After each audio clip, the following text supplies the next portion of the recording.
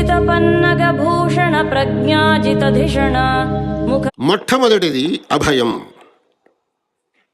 అభయం అనంటే నీ వల్ల ఎవ్వడికి భయం కలుగకూడదు, నిన్ను చూస్తే ఎవడూ భయపడకూడదు. అలా ఉండాలి నీ జీవితం.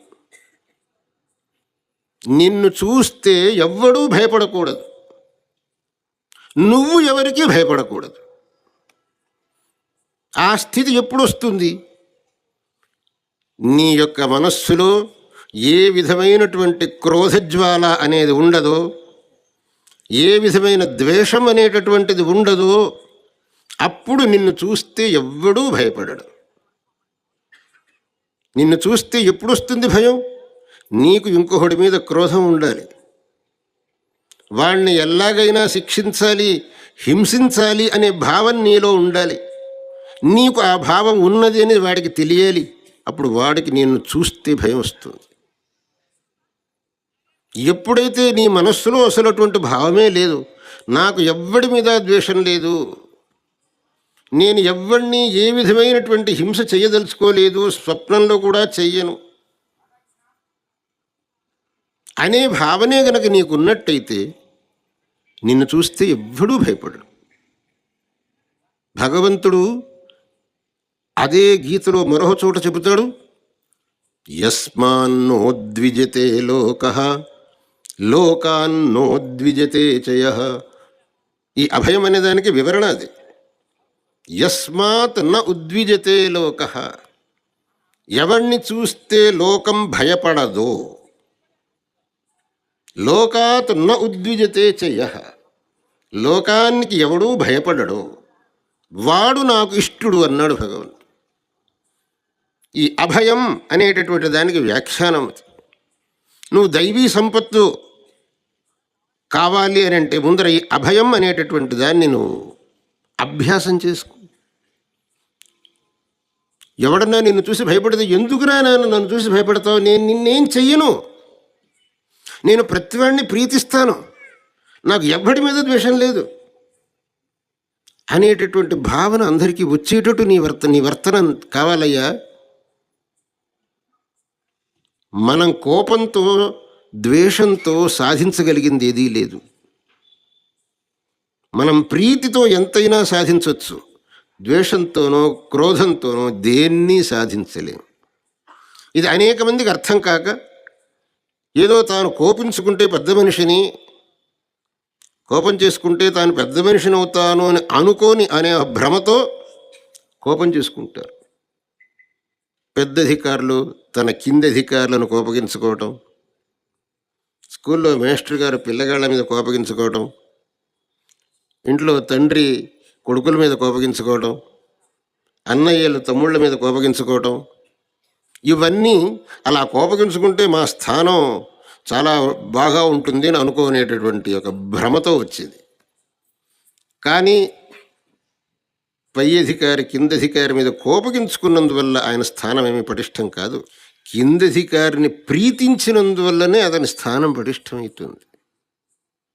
అలాగే ఉపాధ్యాయుడు శిష్యుణ్ణి కోపగించుకుంటే వాడికి విద్య రాదు, ప్రీతితో వాడిని సరిచేసి వాడికి చదువు చెప్పాలి. ఉపాధ్యాయులైన వాళ్ళు దాన్ని కొంతమంది ఉంటారు, చాలా ప్రీతితో ఉంటారు. ఆ ప్రీతితో లేని వాళ్ళు ఈ విషయాన్ని గమనించాలి. తమ యొక్క శిష్యుల్ని ప్రీతితో సరి అయిన శిష్యులు తప్పు మార్గంలో పోతుంటారు వాస్తవం. సరి అయిన బుద్ధి చెప్పి మంచి మాటలతో శిష్యుల్ని దారికి తేవటం ఉపాధ్యాయుడి లక్షణం. కానీ కోపగించుకోవటం, దండించటం, హింసించటం, శిక్షలు ఇవ్వటం అది సరి అయిన మార్గం కాదు. కాబట్టి వీటన్నిటినీ ఉద్దేశించి భగవంతుడు అభయం, అభయస్థితి అనేది గనక నీకున్నట్టయితే నువ్వు దైవీ సంపత్తు కలిగిన వాడి అవుతావు. అలాగే సత్వసంశుద్ధి అంటే మనస్సు శుద్ధంగా ఉండటం. మనస్సును పరిశుద్ధంగా పెట్టుకో, నువ్వు దైవీ సంపత్తు కలిగిన వాడి అవుతావు. అలాగే దయాభూతేషు సర్వప్రాణుల యందు దయను చూపించేవాడుగా ఉండు. అప్పుడు నువ్వు దైవ సంపత్తు కలిగిన వాడే అవుతావు. అలోలుప్త్వం, దేని మీద ఆశపడకూడదు.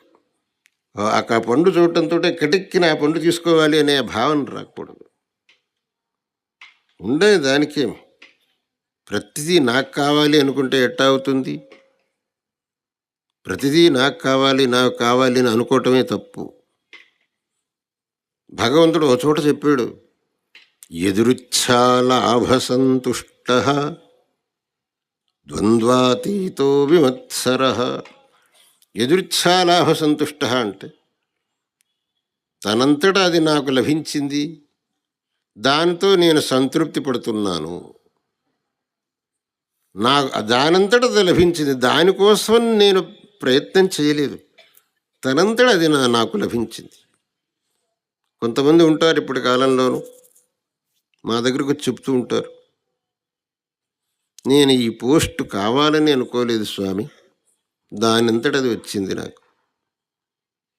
అదే 10,000 ప్రాప్తంబగు లేశమైన 10,000 అనుచున్నన్నారు వెనకటి వాళ్ళు. ఏ కొద్దైనా నాకు దొరికింది అదే 10,000 అనుకో, నేను సంతృప్తిగా ఉన్నాను అని చెప్పేసి. అలా ఎదురుచ్ఛాలాభ సంతుష్టుడుగా ఉండాలి. వాడు దైవీ సంపత్తు కలిగిన వాడు అవుతాడు. భజరే లోక గురు, భజరే లోక గురు మనుజా, భజరే లోక గురు మనుజా, భజరే లోక గురు మనుజా, భజరే